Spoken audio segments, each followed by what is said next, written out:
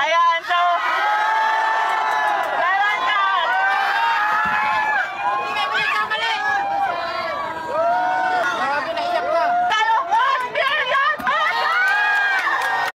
Diwata, binigyan ng house and lot at 1,000,000 ni Rosmar Tan. Usap-usapan ngayon sa social media ang pagbigay ng content creator na si Rosmar ng house and lot at 1,000,000 peso kay Diwata.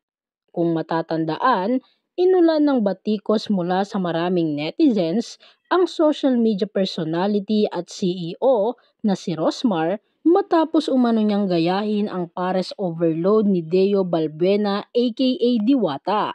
Ibinida ni Rosmar sa kanyang Facebook account ang kanyang bagong negosyo, ngunit pamilyar sa maraming netizens ang bagong negosyo ni Rosmar dahil katulad ito ng trending negosyo ni Diwata, ang pares overload.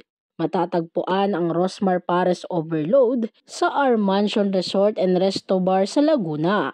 Dito na binatikos ng mga netizens si Rosmar dahil kinumpetensya pa raw niya ang paresan ni Diwata. Marami rin ang nagsabing walang originality o gaya-gaya si Rosmar kay Diwata at giit pa nila na sana raw ay hindi na tinapatan ni Rosmar ang paresan ni Diwata dahil mayaman na raw siya. Kasunod ng pambabatikos ng mga netizens kay Rosmar, ibinahagi ng content creator na may basbas umano mula kay Diwata ang pagpapatayo niya ng kanyang negosyo na Rosmar Pares Overload sa Laguna.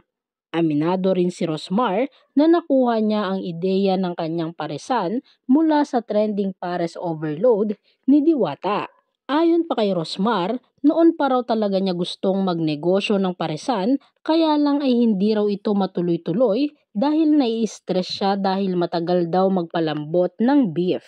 Iginiit naman ni Rosmar na hindi niya kinakalaban ang paresan ni Diwata. Lalo pat malayo raw ang Laguna sa pwesto ng paresan ni Diwata sa Pasay City.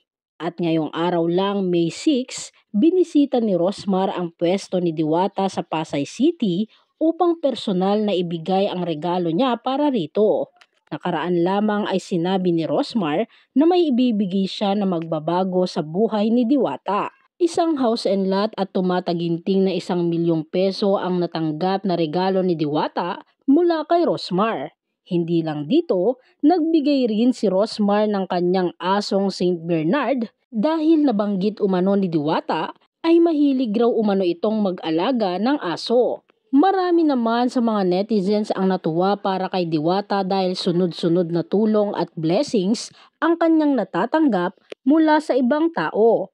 Narito naman ang samut-saring komento mula sa mga netizens. Deserve mo talaga yan, Diwata, kasi grabe yung pinagdaanan mo sa buhay. May mga video ka pang nagpapatunay talaga sa mga pinagdaanan mo. May isang netizen pa nga naka-video sa'yo na nasa ilalim ka ng tulay nakatira.